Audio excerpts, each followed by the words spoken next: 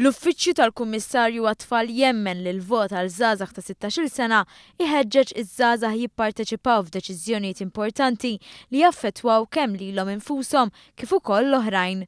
Il-Kummissarju tat-Tfal qalet li bħala soċjetà għandna bżonn narfu li fl-età ta' 16-il sena l-individwu diġà jieħu fuq spaltu n-numru ta' responsabbiltajiet soċjali.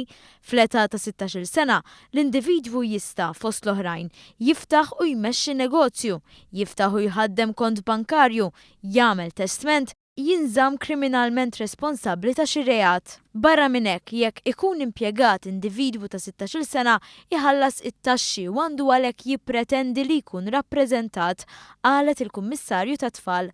Il-Kummissarju fakkret kif il-politika nazzjonali dwar it-tfal imnedija x-xahar li għadda tara fl-itfal għandhom ikunu ċittadini attivi li jinvolvu ruhom fil-proċess demokratiku, fil-parteċipazzjoni soċjali, fl-attiviżmu ambjentali u l-innovazzjoni, il-volontarjat u l-intrapriża soċjali. Barra minn hekk kien spjegat kif il-politika tinkoraġġixxi li l-veduti espressi mit-tfal jittieħdu in konsiderazzjoni permezz ta' parteċipazzjoni demokratika billi jiġi estiż b'mod sħiħ id-dritt għal vot lil żgħażagħ ta' 16-il sena.